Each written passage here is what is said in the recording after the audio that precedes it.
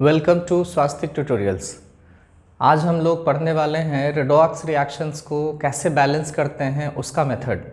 तो redox reaction के बारे में पीछे हम लोग पढ़ चुके हैं। रेडॉक्स रिएक्शन वैसे रिएक्शंस को कहते हैं जिसमें एक एलिमेंट का ऑक्सीडेशन और एक एलिमेंट का रिडक्शन होता है, और उसको बैलेंस करने का हम लोगों के पास दो मेथड है। एक है ऑक्सीडेशन नंबर मेथड और एक होता है आयन इलेक्ट्रॉन मेथड। तो दोनों मेथड को हम लोग पढ़ने वाले हैं। Balancing of redox reaction, redox reaction को बैलेंस करने के मेथड्स के बारे में। पहला मेथड है ऑक्सीडेशन नंबर मेथड और दूसरा मेथड है आयन इलेक्ट्रॉन मेथड। तो इसमें जो दूसरा वाला मेथड है उसका एक और नाम हम लोग कहते हैं इसको हाफ रिएक्शन मेथड।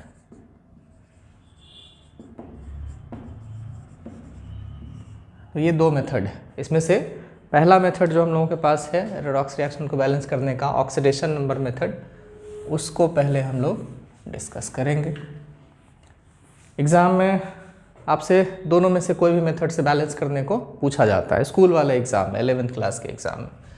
तो इसमें क्या करेंगे, बुक्स में आप पढ़ेंगे तो बड़ा सीरियसली लिखा हुआ रहता है, और प्रैक्टिकली अपना उतना सीरियस जो है सो करने का ज़रूरत है नहीं। आप अगर उसको छोटे छोटे स्टेप्स में अभी हम लिखेंगे, उस छोटे छोटे स्टेप्स के हिसाब से भी बैलेंस करें तो रिएक्शन आसानी से बैलेंस हो जाता है। करना क्या है, सबसे पहले आप क्या करेंगे, calculate the oxidation number of elements. Elements का ऑक्सीडेशन नंबर पहले आपको कैलकुलेट कर लेना है। फिर आता है स्टेप 2। इसमें आपको क्या करना है, तो increase in oxidation number and decrease in oxidation number का कैलकुलेशन कर देना है। और अगर इंक्रीज और डिक्रीज बराबर नहीं है तब आपको बैलेंस करना पड़ेगा। Balance the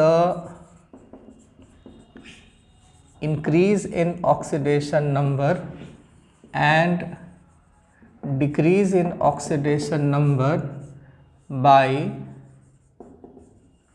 multiplying with suitable number. Suitable number से आपको क्या करना है, इंक्रीज इन ऑक्सीडेशन नंबर और डिक्रीज इन ऑक्सीडेशन नंबर को बैलेंस कर देना है। एग्जाम्पल से ये सब क्लियर हो जाएगा, अभी सिर्फ पॉइंट हम लोग लिख रहे हैं। थर्ड स्टेप में क्या करेंगे कि ऑक्सीजन को बैलेंस करना है। Oxygen is balanced by adding H2O और हाइड्रोजन इज बैलेंस्ड बाय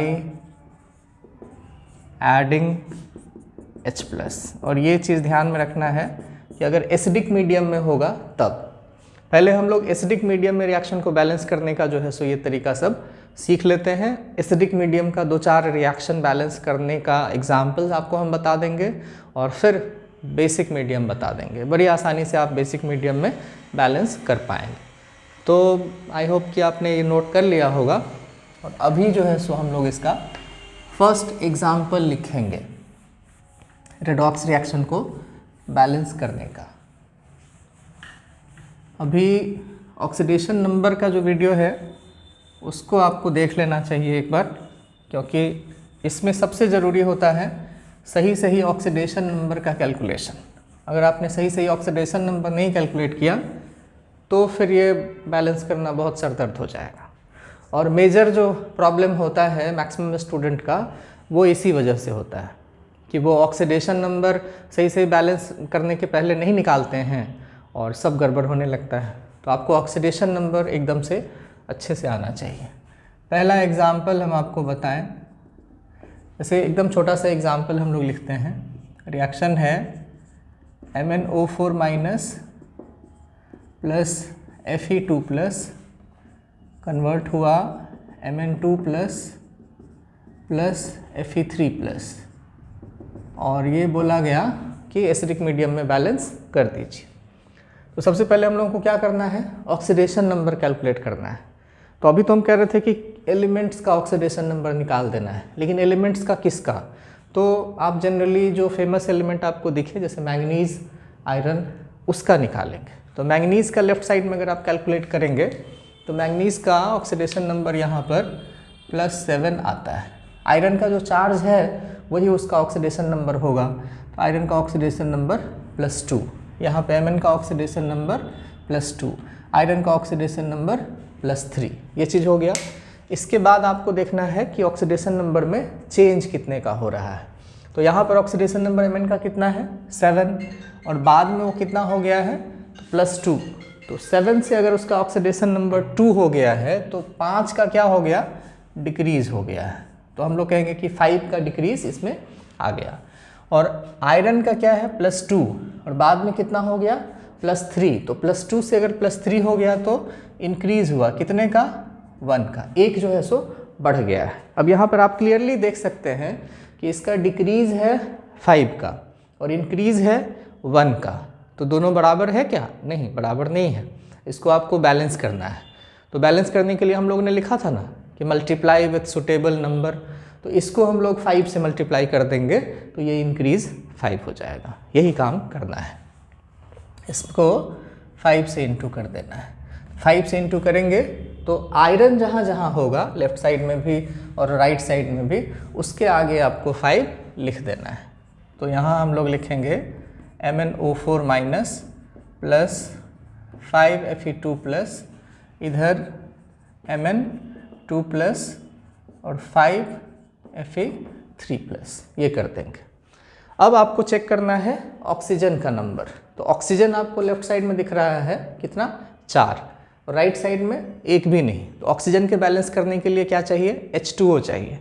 अगर आपके पास लेफ्ट साइड में 4 ऑक्सीजन है तो राइट साइड में आपको 4 H2O ऐड करना पड़ेगा। लेकिन इस 4 वाटर मॉलिक्यूल के साथ हाइड्रोजन एटम्स आ गया कितना, 8।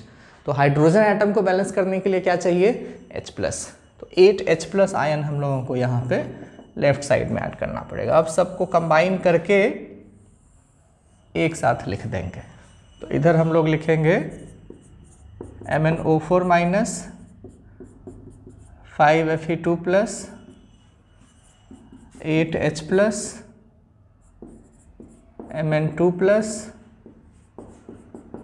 5Fe3 plus 4H2O।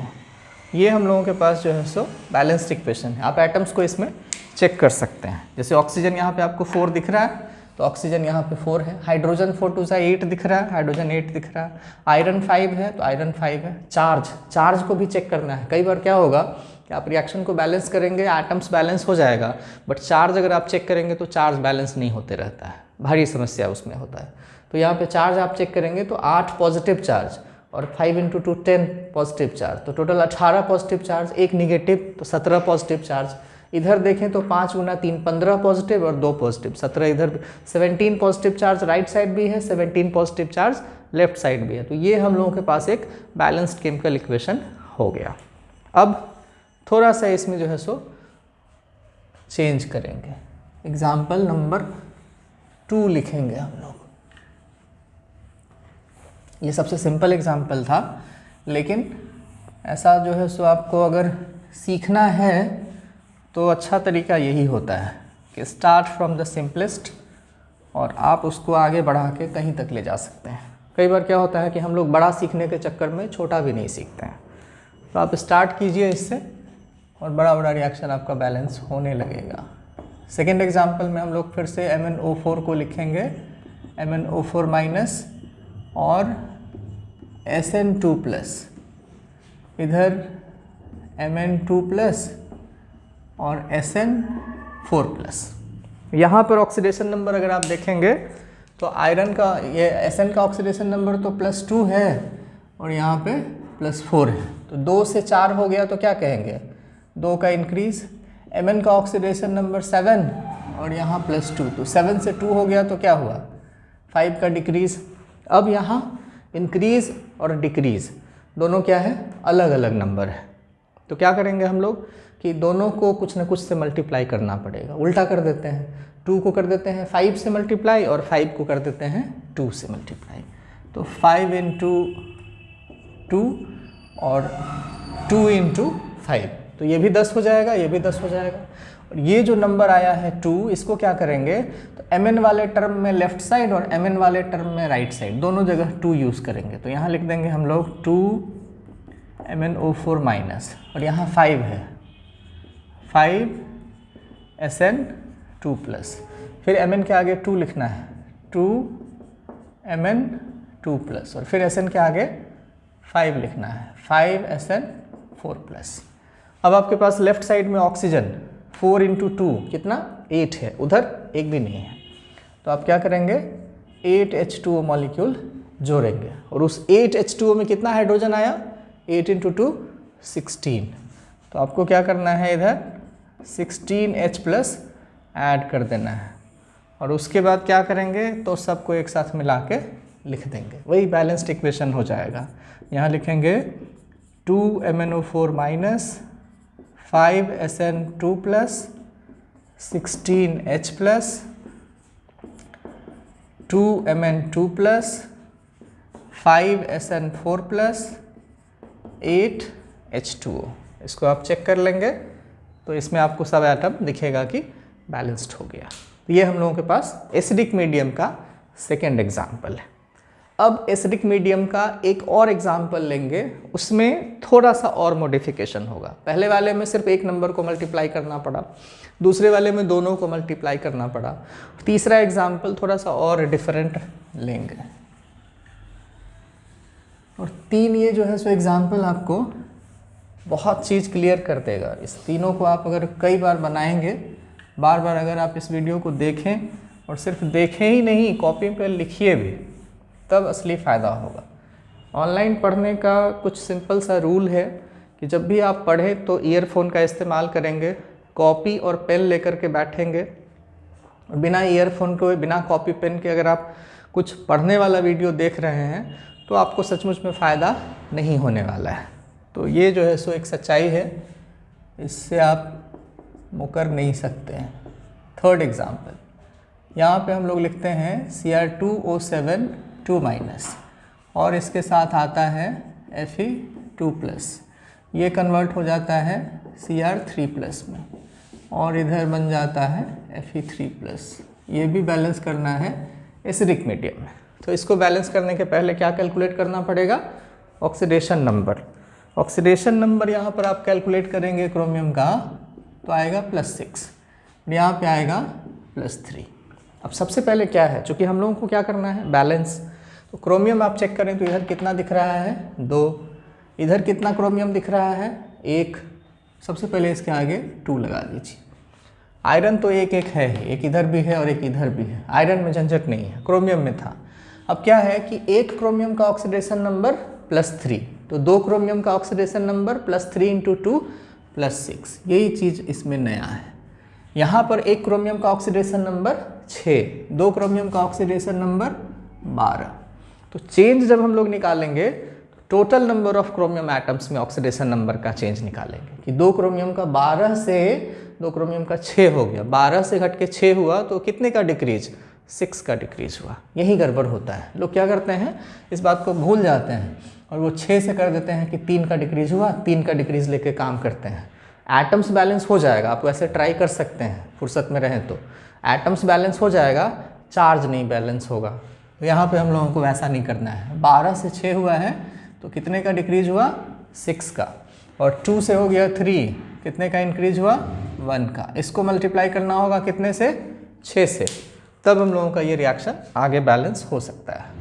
तो ये Cr2O7 2 माइनस डाइक्रोमेट आयन, इसके बगल में 6Fe2 प्लस, फिर यहाँ पे 2Cr3 प्लस, और फिर इधर आयरन के आगे 6Fe3 प्लस। यहाँ पर ऑक्सीजन आपको दिख रहा है कितना 7 ऑक्सीजन के लिए कितना H2O चाहिए 7 वाटर मॉलिक्यूल 7 H2O, और इस 7 वाटर मॉलिक्यूल के साथ कितना हाइड्रोजन आया 14, तो आप इधर लिख देंगे 14H प्लस। सबको एक साथ मिला के लिखिए तो इक्वेशन आएगा Cr2O72 minus 6Fe2 plus 14H plus 2Cr3 plus 6Fe3 plus 7H2O। तो ये 3 तरह का रिएक्शन था जिसको हम लोगों ने एसिडिक मीडियम में बैलेंस करना सीखा। तो ये जो हम लोगों के पास 3 मेथड 3 एग्जाम्पल है, ये 3 आइडियल एग्जाम्पल है। इस तीनों एग्जाम्पल के बाद हम लोग बेसिक मीडियम में रिएक्शन को कैसे बैलेंस करते हैं उसका एग्जाम्पल पढ़ेंगे। तो वो अगले वीडियो में आपको मिल जाएगा। इस वीडियो में इतना ही। आप चैनल को सब्सक्राइब कर लीजिए और इस वीडियो को अगर आपको पसंद आया तो इसको लाइक कर लीजिए, अपने दोस्तों के बीच में शेयर भी कीजिए। Thank you.